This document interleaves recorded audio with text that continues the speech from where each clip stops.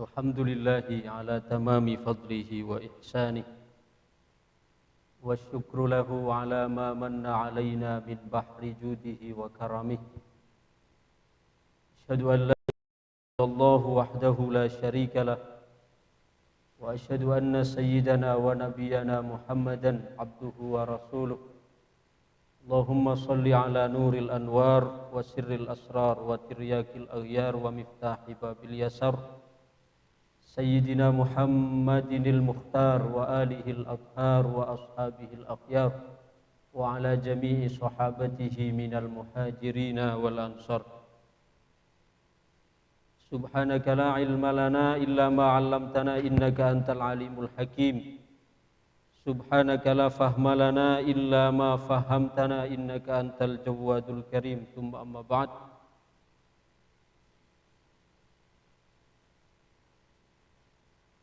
Pada pertemuan yang lalu kita telah menyelesaikan beberapa adabut tahajud,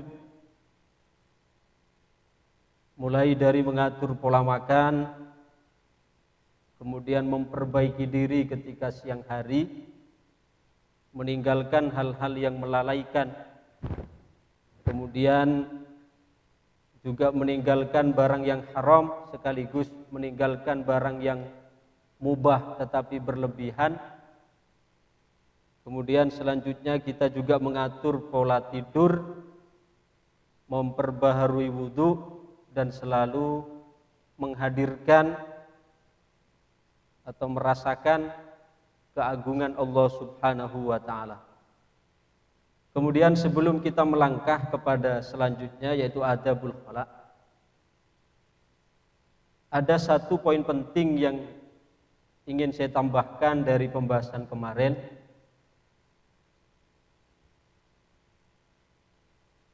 Salat yang utama setelah salat wajib itu malam. Jadi salat yang paling utama setelah salat wajib itu adalah salat malam.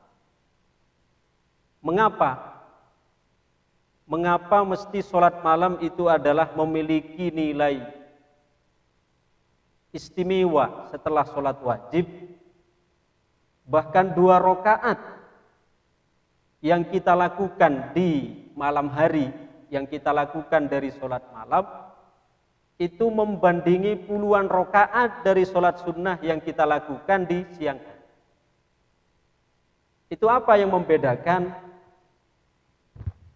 Yang membedakan atau yang menjadikan sholat malam itu istimewa oleh karena di waktu malam itu sekaligus di samping ada ibadah, sekaligus di dalamnya ada unsur mujahadah. Saya ulangi lagi. Karena di samping di dalamnya mengandung unsur ibadah, sekaligus di dalamnya mengandung unsur mujahadah. Maksudnya unsur mujahadah bagaimana? Kita tahu waktu malam itu sebenarnya adalah waktu untuk kita istirahat. Ketika Allah memberikan kepada kita waktu malam untuk istirahat, itu waktu untuk kita. Kemudian oleh kita waktu yang disediakan untuk istirahat, kemudian kita korbankan untuk menghadap Allah. Ini yang menjadikan atau yang menyebabkan mengapa poin sholat malam itu menjadi sangat istimewa. Karena di samping ada unsur ibadah, sekaligus di dalamnya ada unsur mujahadah. Itu kita melawan ngantuk, melawan malas, melawan dan sebagainya. Ini terkandung di dalam sholat malam. Kemudian selanjutnya sekarang, itu sebagai pelengkap dari pembahasan yang lalu tentang adabut tahajud. Kemudian selanjutnya adabul khala. Adabul khala yaitu adab berkaitan tentang masuk lega.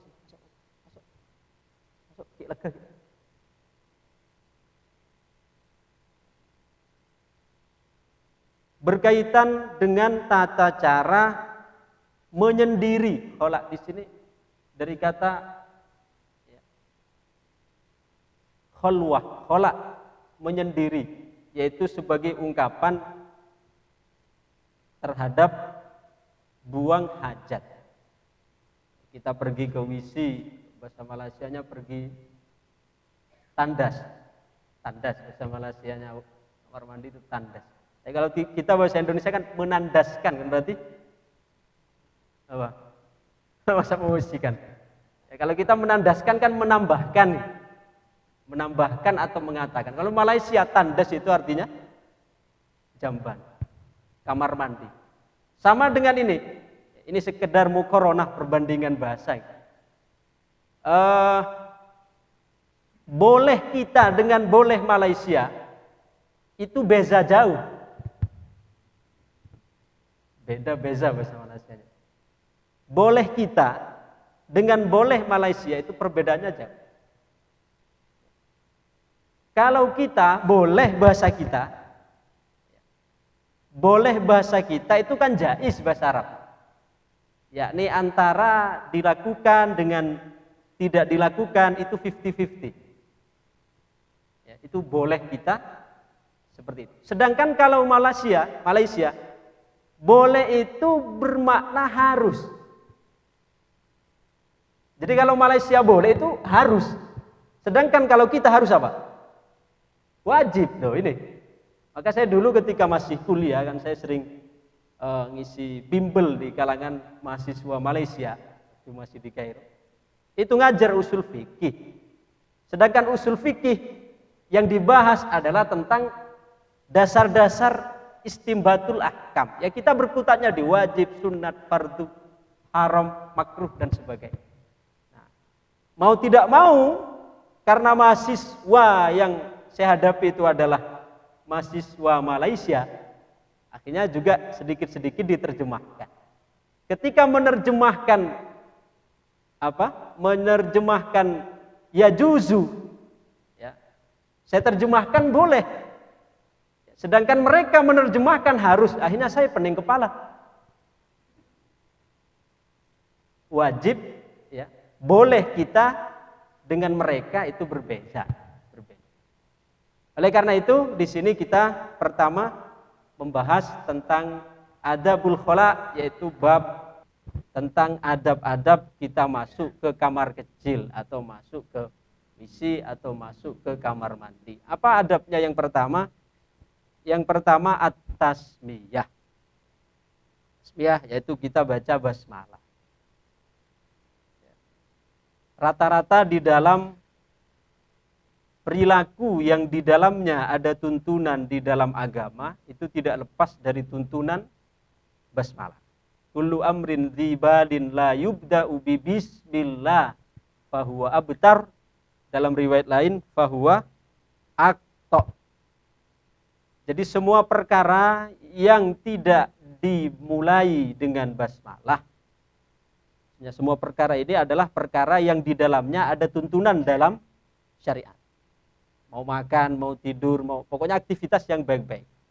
Beda kalau melakukan keburukan. Mau minum khamr misalnya, baca basmalah. Walaupun membaca basmalah mau minum khamr itu sama sekali tidak merubah status keharaman khamr tersebut.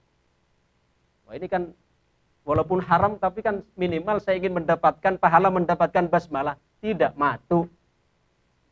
Tidak nyambung.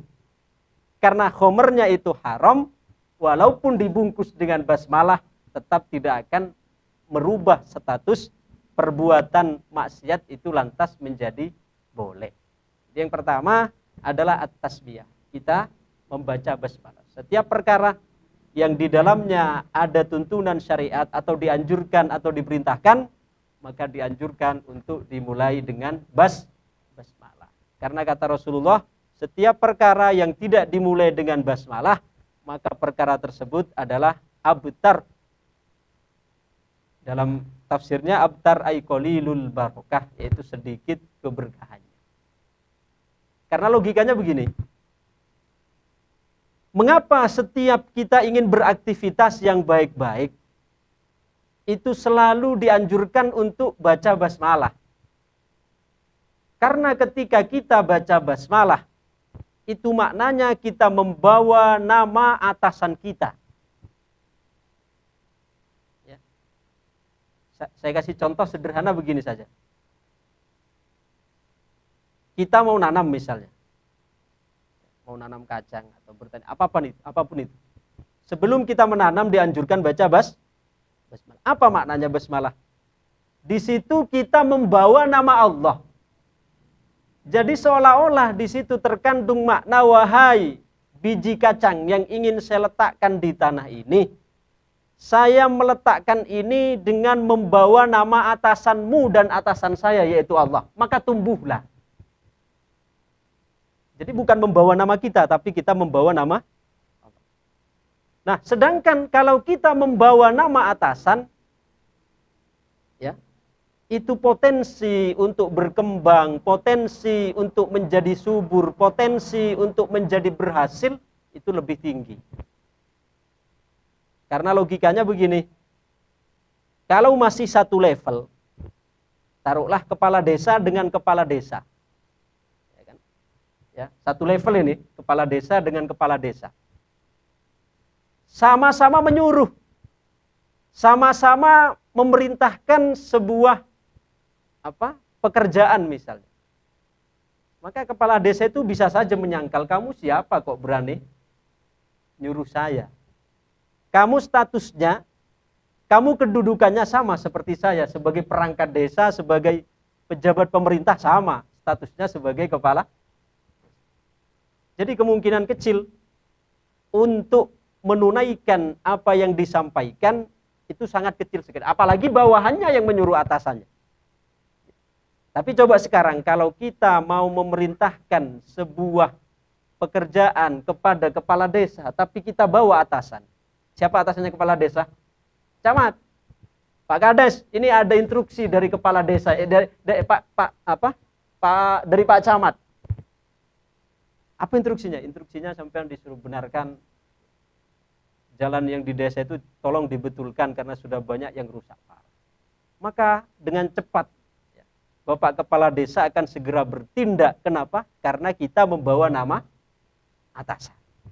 Membawa nama atasannya yaitu apalagi membawa nama atasannya lagi bupati, apalagi gubernur, apalagi presiden, maka akan bertambah cepat reaksinya. Nah, sekarang yang kita bawa ini bukan sekedar nama atasan, ya, camat, bupati, gubernur, presiden, tapi yang kita bawa adalah nama Allah. Jadi ini rahasianya kenapa di dalam setiap aktivitas yang di dalamnya terkandung ketaatan dianjurkan untuk memulai dengan basmalah. Itu yang pertama. Kemudian selanjutnya summal isti'adzatu qoblad dukhul. Adab ke kamar mandi berikutnya adalah kita berta'awud sebelum memasuki kamar mandi. Jadi dianjurkan untuk isti'adzah. Mengapa harus isti'adzah? Mengapa dianjurkan untuk isti'adzah? Meminta perlindungan dari Allah. Karena kamar mandi, WC itu adalah merupakan sekretariat setan. Ya, sebagai kantornya setan. Makanya di dalam doanya bagaimana ta'awudnya? Allahumma inni a'udzubika minal khubuthi wal khaba'ith. Nah, para ulama menyebutkan bahwa yang dimaksud khubuth, Allahumma inni a'udzubika minal khubuthi wal khaba'ith. Apa perbedaan khubuth dengan khaba'ith? Disebutkan khubuth yakni dzukurul jinni, jin yang laki-laki. Sedangkan khaba'ith itu adalah inasul jin, jin perempuan. Jadi ketika kita mau masuk ke kamar mandi atau mau masuk ke WC, dianjurkan untuk berta'awud, Allahumma inni a'udzubika minal khubuthi wal khaba'ith. Khubuth yaitu kita minta mohon perlindungan kepada Allah dari jin laki-laki. Sedangkan khaba'ith kita mohon kepada Allah perlindungan dari jin perempuan.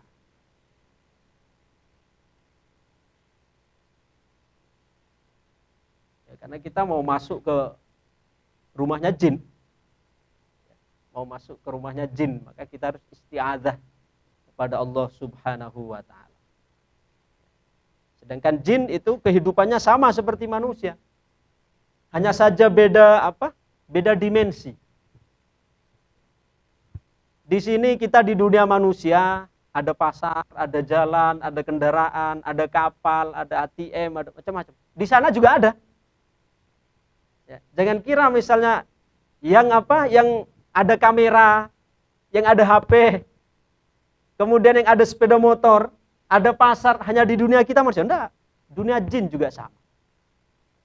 Di dalam dunia jin juga memiliki tatanan yang sama seperti kehidupan manusia, cuma dimensinya yang berbeda. Oleh karena itu ketika kita masuk ke kamar mandi, karena itu adalah rumahnya jin, maka kita mohon perlindungan kepada Allah supaya dilindungi dari jin. Makanya pada saat kita masuk kamar mandi ini penting lagi. Ketika kita akan melepas pakaian, maka jangan sampai kita melepas begitu saja. Pakai tuntunan Sayyiduna Rasulullah SAW. Ketika kita akan melepas pakaian, maka dianjurkan untuk membaca doa Bismillahilladzi la ilaha illa huwa. Ini doa melepas pakaian. Bismillah. Ya. Illadzi la ilaha illa huwa. Apa keutamaannya? Karena jin seperti yang saya sebutkan tadi, jin itu sama seperti manusia. Punya kecenderungan, punya ketertarikan pada lawan jenis dan sebagainya. Maka pada saat kita melepas pakaian,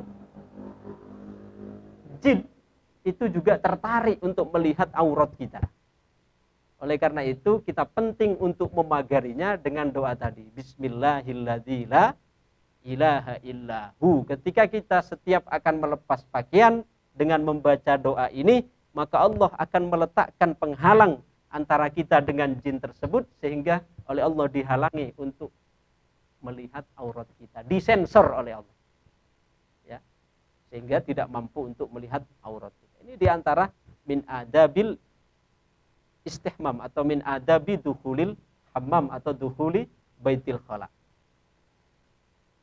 Kemudian wa kashfith thawbi birifkin ba'da kurbihi minal ard. Ketika kita membuka pakaian dengan pelan-pelan. Supaya apa? Supaya najisnya itu tidak menyebar kemana-mana. Atau apalagi kalau misalnya pakaian itu mau kita gunakan sholat dan sebagainya, maka harus hati-hati pada saat melepasnya agar tidak terkena najis, tidak tercampur najis. Ini karena memang seperti yang disampaikan pada pertemuan sebelumnya, bunia ad-dinu 'alan nadzafah. Agama ini dibangun atas prinsip kesucian. Sampai seperti ini, hal-hal yang sederhana. Coba, padahal hanya sekedar untuk masuk WC, tempat yang kotor. Tapi walaupun di tempat yang kotor itu ada pahala di dalamnya. Ini menunjukkan keluasan Islam. Di WC ada peluang untuk melakukan pahala. Sebagaimana di masjid juga ada peluang untuk melakukan dosa. Jadi penting untuk kita ketahui bersama, jangan pahala hanya ada di masjid, siapa bilang? Di masjid ada pahala, di WC juga ada pahala. Di masjid ada dosa, di kamar mandi juga ada dosa.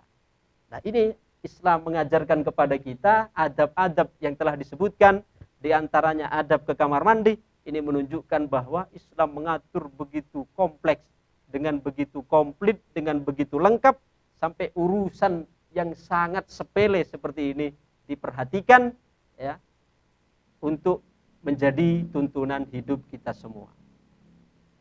Kemudian selanjutnya wa mashul yadi biturabi ba'dal istinja'i ma'al ghusli. Adab kita setelah buang hajat itu dianjurkan untuk mengusapkan tangan dengan debu. Tangan kita sunnah diusap dengan debu. Supaya apa? Supaya menghilangkan sisa-sisa bau setelah cebok tadi. Tapi ini zaman dulu. Untuk zaman ini sudah ada sabun. Bisa diganti dengan sabun. Untuk menghilangkan atharun najasa atau untuk menghilangkan sisa-sisa dari bekas. Tapi untuk najis mughaladzah tidak bisa. Nanti kan enak sekarang sudah ada deterjen yang jauh lebih harum, yang jauh lebih praktis. Berarti boleh dong misalnya kita ingin membersihkan najis mughaladzah tanpa menggunakan debu, tapi cukup dengan menggunakan deterjen. Tidak bisa, karena ini sifatnya adalah termasuk sesuatu yang sudah sabit, sesuatu yang sifatnya paten. Tapi kan bisa lebih harum. Kita bukan hanya memandang dari segi harumnya, tapi di sini kita lebih ke arah al-khudu, yaitu ketundukan hati kepada ketetapan yang telah diajarkan oleh Sayyiduna Rasulullah SAW. Jadi walaupun ada deterjen, tidak bisa diganti dengan deterjen, tetap menggunakan tanah atau menggunakan debu.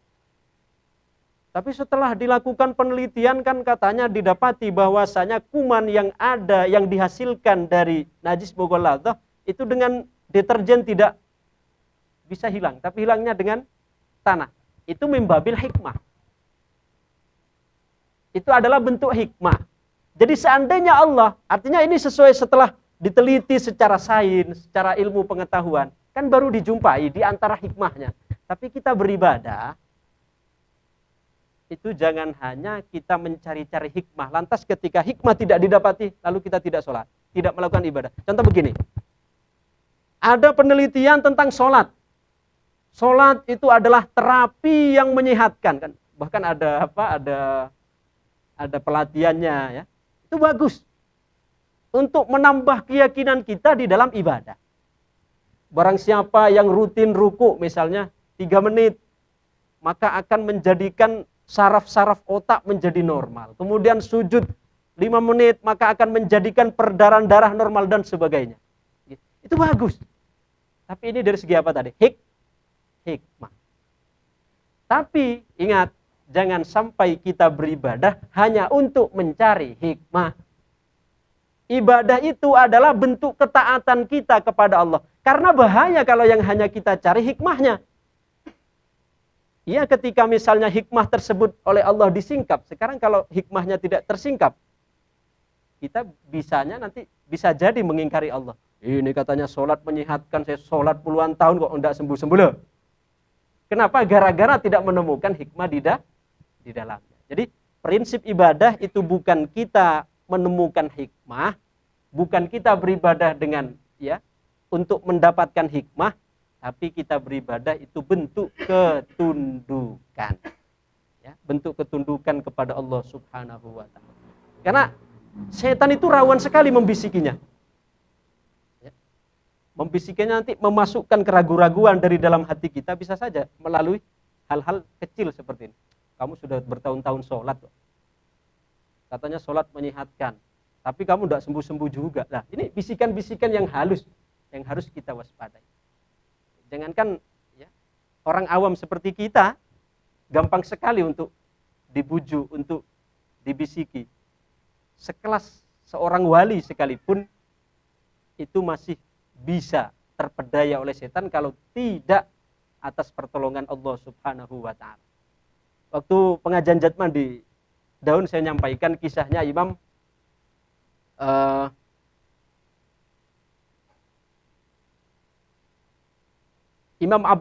Sahal Abdullah At-Tusturi. Imam Sahal bin Abdullah At-Tusturi ini adalah beliau min kibaril aulia. Beliau termasuk di antara dari tokoh wali, termasuk di antara wali besar. Suatu ketika beliau keluar dari rumah, di perjalanan ketemu dengan iblis. Nyamar sebagai seseorang lah, menyamar sebagai sosok manusia. Lalu iblis tersebut bertanya kepada Imam Sahal, "Ya Sahal, ata'rifuni? Wahai Sahal, kamu kenal enggak dengan saya?" Imam Sahal itu oleh Allah diberikan pengetahuan, diberikan ilham untuk memahami bahwa yang ada di depannya itu adalah iblis. Apa kata Imam Sahal? "Na'am araftu annaka iblis laknatullah." Ya, aku tahu engkau adalah iblis yang terlaknat. Kemudian apa kata iblis? "Ya Sahal, ma ra'aituka ajhala minal yaumi." Wahai iblis, aku belum pernah menyaksikan engkau segoblok hari ini. Ini kata iblis, "Wahai Sahal, saya tidak pernah menyaksikan engkau segoblok hari ini." Loh, kenapa? Kata Imam Sahal. Bagaimana mungkin wahai Sahal, engkau adalah orang yang alim, banyak menguasai disiplin ilmu, terutama ilmu-ilmu keislaman, menguasai tafsir, menguasai hadis, menguasai berbagai macam ilmu. Engkau kekasih Allah lagi. Bagaimana mungkin engkau mengatakan aku sebagai orang yang terlak? Beliau tadi jawabnya apa? Araftu annaka iblis laknatullah. Bagaimana mungkin engkau mengatakan aku sebagai orang yang terlaknat? Maknanya laknat apa? Laknat itu kan maknanya matrudun min rahmatillah. Terjauh, terputus dari rahmat Allah. Macam mana engkau mengatakan bahwasanya aku termasuk orang yang terputus dari rahmat Allah? Sedangkan engkau adalah orang yang paham Quran, banyak paham hadis. Sedangkan Allah menyebutkan di dalam Al-Quran, apa kata Allah? Wa rahmati wasi'at kulla syai'. Rahmatku meliputi segala sesuatu. Alaisa ana min jumlati hadza syai'.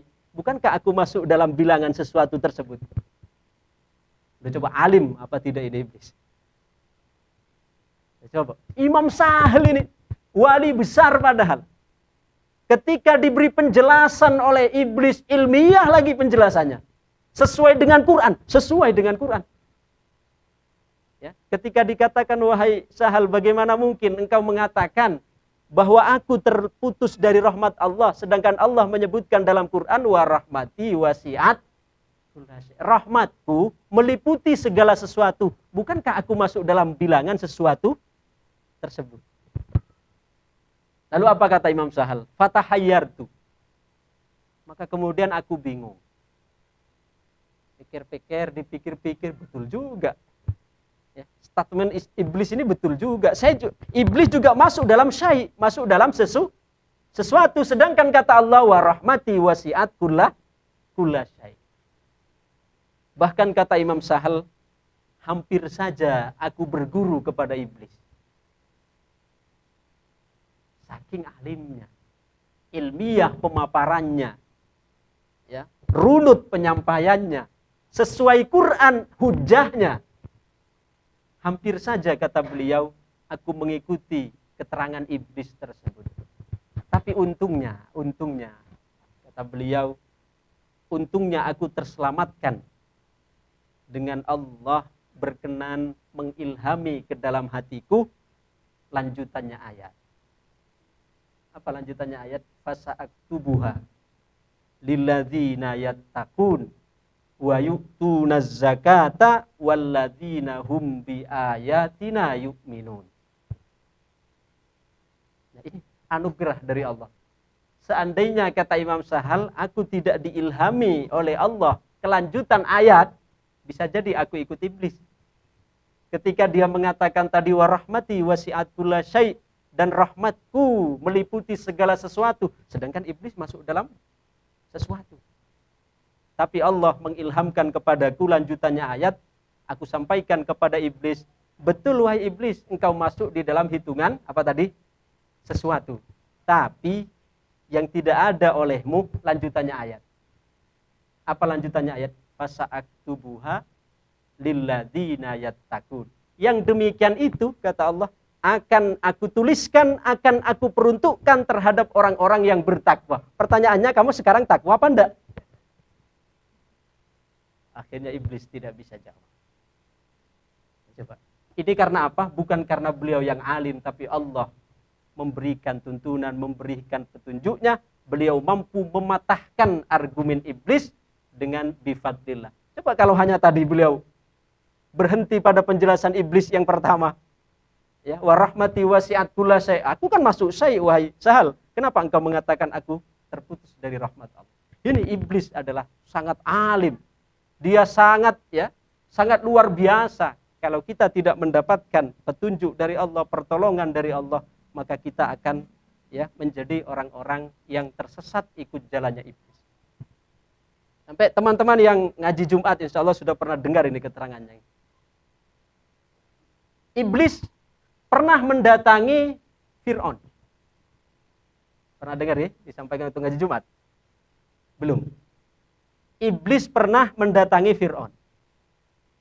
datang ke istana Fir'aun, fataraka albab, mengetuk pintu kamar Fir'aun. Kemudian faqala Fir'aun, man hadza? Siapa yang mengetuk pintu? Kata Fir'aun.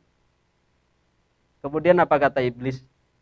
Ya Fir'aun, lau kunta ilahan la arafta. Wahai iblis, wahai Fir'aun, jika benar engkau adalah mengaku Tuhan, kalau benar engkau adalah Tuhan seperti pengakuanmu, maka engkau kan pasti tahu siapa aku. Ya kan? Katanya kamu ngaku Tuhan, tapi siapa yang ngetok pintu di luar tidak tahu, itu kan Tuhan palsu berarti. Kemudian setelah dibukakan pintu, masuk.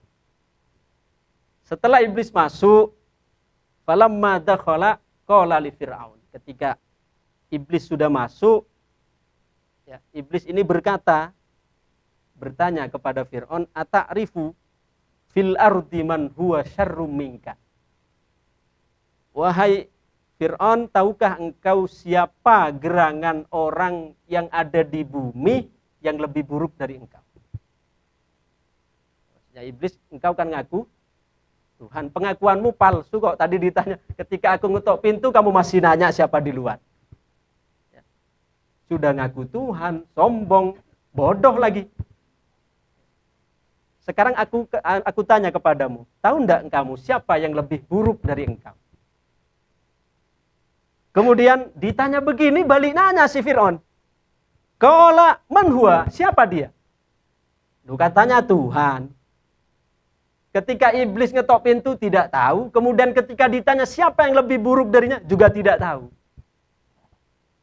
Ya, kemudian apa kata iblis? Qala al-hasidu.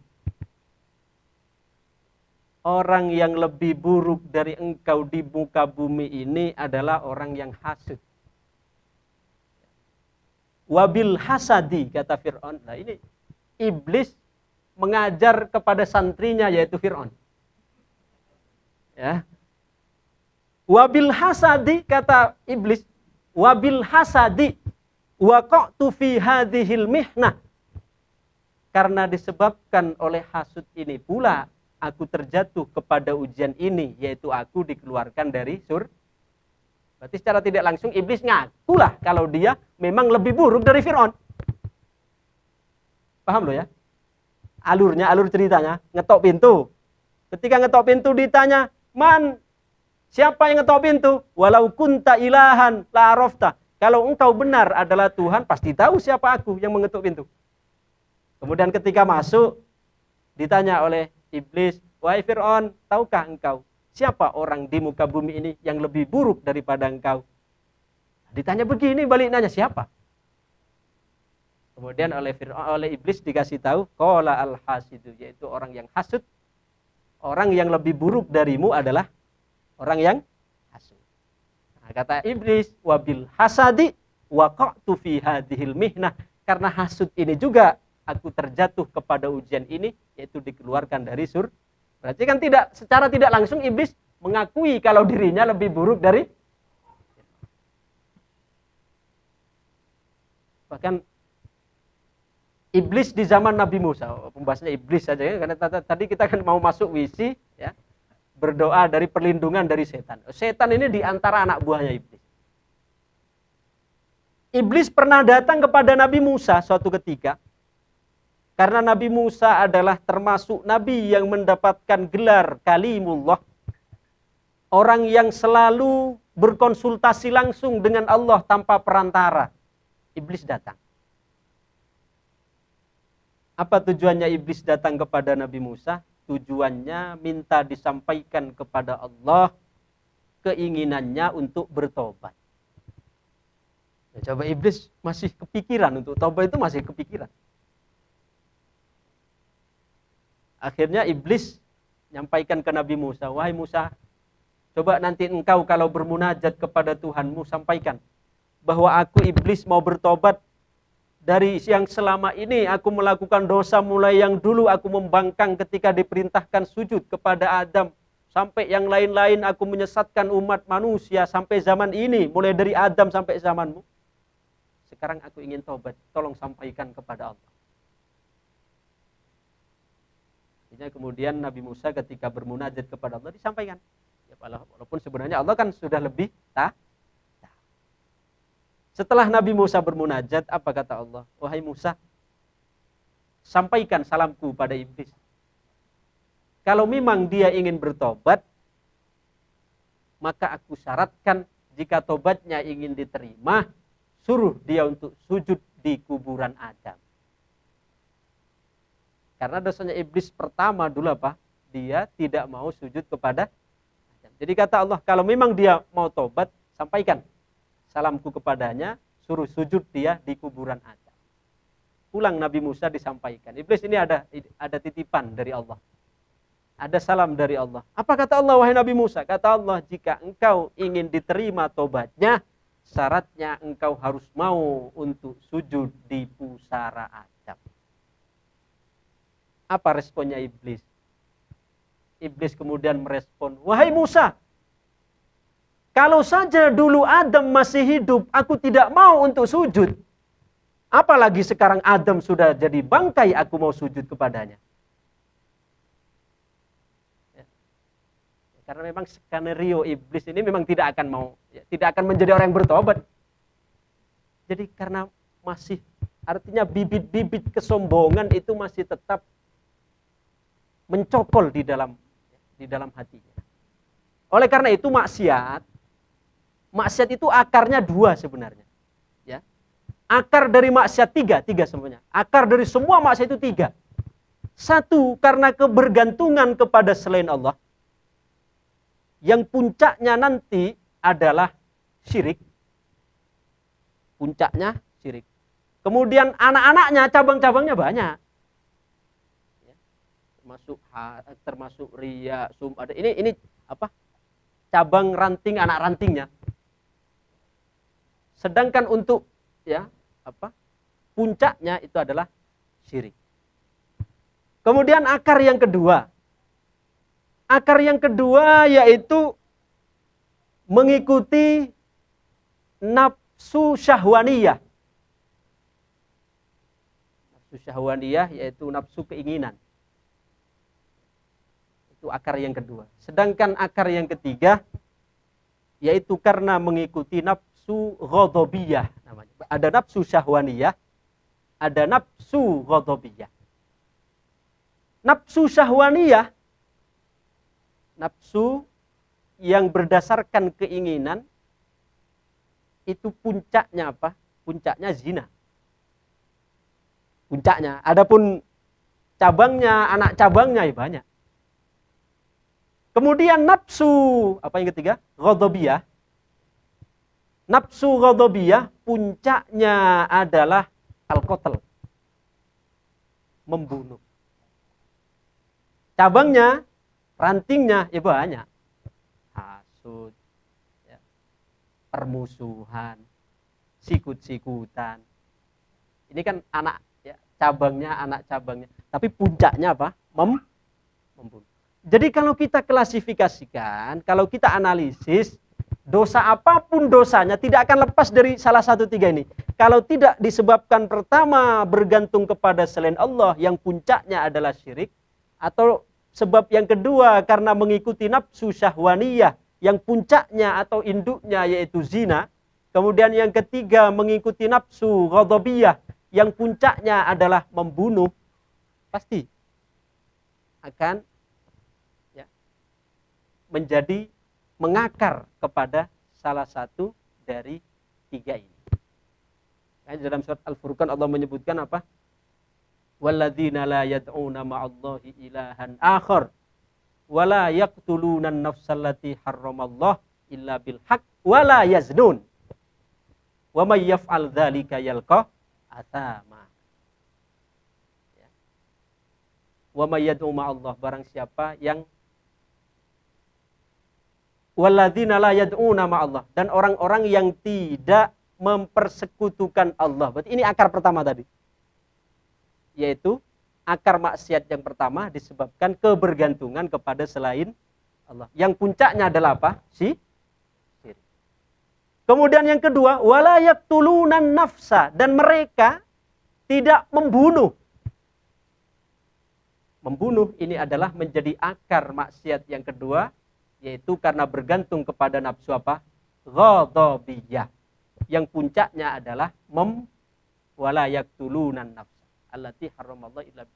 Kemudian yang ketiga, wala yaznun, dan mereka tidak berzina. Karena apa? Berzina ini menjadi akar dari maksiat yang ketiga, yaitu memperturutkan nafsu apa tadi? Syahwaniyah. Jadi nafsu itu ada nafsu syahwaniyah, ada nafsu ghadabiyah. Kemudian selanjutnya, ya, wal istitaru qoblal khuruj. Sebelum kita keluar dari kamar mandi, sebelum kita keluar dari WC, pastikan bahwa kita sudah betul-betul dalam keadaan satrul aurah. Betul-betul sudah dalam keadaan satrul aurah. Imam Ahmad bin Hambal, atau yang lebih dikenal dengan Imam Hambali, beliau itu kan disiksa di penjara. Karena mempertahankan hujjah, beliau tidak mengakui khalqiyatul Quran, tidak mengakui bahwa Al-Quran itu makhluk. Maka beliau mendapatkan penyiksaan yang luar biasa, dicambuk sampai sobek ini. Bajunya sobek dan sebagainya. Apa permohonan beliau? Cuma satu. Ya Allah, aku ridho engkau menyiksa aku dengan siksaan yang pedih. Maksudnya beliau disiksa oleh penguasa waktu itu. Tapi satu permohonanku, ya Allah, tolong jangan engkau permalukan aku dengan menampakkan auratku kepada mereka. Ya, karena beliau dicambuk, ya, sobek, jubahnya sobek, sarungnya sobek. Permohonan beliau satu ini. Tapi jangan engkau permalukan aku dengan menampakkan auratku di hadapan mereka. Ini Imam Ahmad Ibnu Hanbal. Al-istitar qoblal khuruj. Sampai Sayyidah Aisyah juga mencontohkan tentang urgensi nutup aurat ini. Siti Aisyah itu pada saat Rasulullah wafat, itu kan Rasulullah dimakamkan di kamar Sayyidah Aisyah. Jadi makam Rasulullah sekarang yang di Raudhah itu, dulu tempat itulah kamar Sayyidatuna Aisyah. Sayyidah Aisyah atau Sayyidati Aisyah. Orang Indonesia ingin singkat-singkat Sayyidati jadi Siti. Ya, jadi Siti itu aslinya Sayyidati. Disingkat jadi Siti. Siti Maryam, Siti Aisyah. Ada yang nama Siti nih? Siti Nurbaya. Ya, Siti. Siti itu aslinya Sayyidati. Sayyidati, panggil Siti. Sayyidah Aisyah atau Sayyidati Aisyah atau Siti Aisyah, itu beliau pada saat Rasulullah wafat, kan Rasulullah dimakamkan di kamar beliau. Jadi kamar Sayyidah Aisyah itulah yang dijadikan sebagai makam Rasulullah. Setelah Rasulullah dimakamkan di situ, kamar Siti Aisyah tetap di situ. Ya, kalau sekarang ya lemarinya di situ, ya cerminnya di situ, ya bedaknya ya di situ. Sehingga beliau biasa saja ketika Rasulullah wafat, seperti halnya ketika beliau masih hidup. Artinya apa? Ya, beliau di kamar tersebut tidak pakai kerudung dan sebagainya, biasa. Kemudian setelah itu nyusul Sayyidina Abu Bakar. Ya kan? Setelah Rasulullah, Sayyidina Abu Bakar memimpin khalifah 2 tahun lebih. Kemudian setelah itu Sayyidina Abu Bakar wafat, dimakamkan juga di situ. Cuma posisi makam ini termasuk adab juga, tidak disebutkan di al-adab fiddin, adab pemakaman. Ya, di antara adabnya beliau itu apa? Kalau kita perhatikan Raudhah, tapi memang tidak bisa ngintip sedikit oleh askar. Ayo, ya hajjah. Jadi perintahkan untuk untuk pergi. Makam Rasulullah dengan makam Sayyidina Abu Bakar, dengan makam Sayyidina Umar, dengan ada tempat kosong di sini. Yang kila dikatakan bahwa kelak tempat kosong itu di akhir zaman akan digunakan sebagai makom Nabi Isa alaihissalam. Di Raudhah itu ya, masih ada satu tempat kosong. Sayyidina Abu Bakar, Sayyidina Nabi, Kanjeng Nabi, kemudian Sayyidina Abu Bakar, Sayyidina Umar. Ini ada satu makam yang masih kosong nih. Tapi kita tidak bisa daftar di sana. Karena itu sudah di-booking oleh Nabi Isa. Nah, posisi makam dari Sayyidina Abu Bakar itu tidak beriringan atau tidak apa? Tidak sejajar. Tapi masih agak mundur sedikit. Jadi umpama ini makam Rasulullah, umpama ini makam Rasulullah. Abu Bakar ini makamnya bukan lurus begini, enggak. Bukan rata sejajar, enggak, tapi agak ke belakang. Ini adabnya. Kenapa? Tidak ingin sejajar dengan Rasulullah hatta di dalam masalah pemakaman. Tidak ingin mendahului Rasulullah, apalagi mendahului sejajar saja tidak ingin. Sayyidina Umar ke belakang lagi. Jadi umpama ini Sayyidina Rasulullah, Sayyidina Abu Bakar, ini Sayyidina Umar lebih ke belakang lagi. Ya, lebih ke belakang dari sahabat Abu Bakar. Kosong di sini. Di sini kosong, ada satu lagi untuk Sayyidina Rasulullah, untuk Sayyidina Isa alaihi salam. Nah, Sayyidatuna Aisyah ketika Sayyidina Abu Bakar wafat, kan tetap dimakamkan di mana? Di kamarnya. Berarti di situ ada dua makam. Pertama makam Rasulullah, yang kedua makam Sayyidina Abu. Nah, Sayyidatuna Aisyah, ketika beliau di dalam kamar beliau sudah ada dua makam. Makam suami, makam ayah. Beliau masih seperti hari-hari biasa. Jadi tidak pakai jilbab, tidak pakai biasa.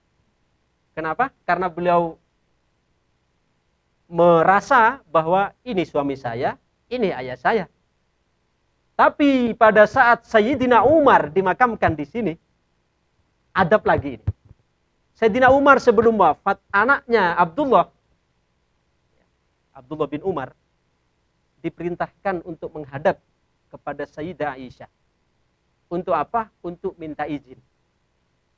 Apakah nanti kalau beliau wafat, diperkenankan untuk dimakamkan di kamar beliau, di sisi Rasulullah, di sisi sahabatnya, Sayyidina Abu Bakar As-Siddiq. Coba adab lagi nih. Apa adabnya? Sayyidina Umar padahal statusnya waktu itu beliau sebagai Amirul Mukminin, kalau sekarang sebagai presiden, masih minta izin lagi. Padahal kan bisa saja kan, karena dibawa kekuasaannya. Nanti kalau saya mati makamkan di sana dekat Sayyidina Abu Bakar, kan sah-sah saja. Karena beliau sebagai pemerintah. Tapi adabnya beliau tidak. Tetap minta izin kepada Sayyidah Aisyah mengirim anaknya Abdullah. Nah, ketika Sayyidina Umar dimakamkan di situ, Sayyidah Aisyah sekarang sudah tidak seperti hari-hari biasa. Kalau hari-hari biasa beliau ketika masih ada makam Rasulullah, masih makam Sayyidina Umar, beliau di situ tidak jilbaban biasa. Tapi ketika ada Sayyidina Umar, beliau tidak pernah melepas jilbab walaupun di dalam kamarnya sendiri. Kalau kita kan bisa saja nyangkal, kan sudah mati, Gus, kenapa masih? Ya, masih mau pakai jilbab lah. Inilah diantara pesan yang ingin beliau sampaikan, bahwa pentingnya menutup aurat kepada orang yang bukan mahram. Karena Sayyidina Umar kan bukan mahramnya Sayyidah Aisyah. Makanya beliau tutup pada saat Sayyidina Umar dimakamkan juga di Raudhah. Kemudian selanjutnya yang terakhir, walhamdu wasyukru indal khurud. Terakhir, adab. Ya, ketika kita keluar dari WC atau dari kamar mandi adalah bersyukur dan memuji pada saat keluar dari WC, keluar dari kamar mandi. Alhamdulillahilladzi adzhaba annil adza wa af. Ini kan memuji nih. Memuji Allah Subhanahu wa taala yang masih memberikan rahmat, masih memberikan nikmat, sehingga kita keluar dari kamar mandi dalam keadaan sehat, dalam keadaan afiah. Ya, kita sambung insya Allah pada pertemuan yang akan datang. Mudah-mudahan kajian demi kajian semakin menjadikan kita sadar tugas kita sebagai hamba, menjadikan kita semakin sadar bahwa masih banyak hal-hal yang perlu kita ketahui, walaupun itu berkaitan tentang adab-adab yang sifatnya remeh, tapi sebenarnya di dalamnya itu mengandung tuntunan yang menghantarkan kepada kebahagiaan kita fid dini wa dunya wal akhirah. Allahumma anfa'na bima 'allamtana wa 'allimna ma yanfa'una wa zidna ilma Wassallallahu ala sayyidina Muhammad wa ala alihi wa sahbihi wa baraka wasallam. Walhamdulillahi rabbil alamin. Assalamualaikum warahmatullahi wabarakatuh.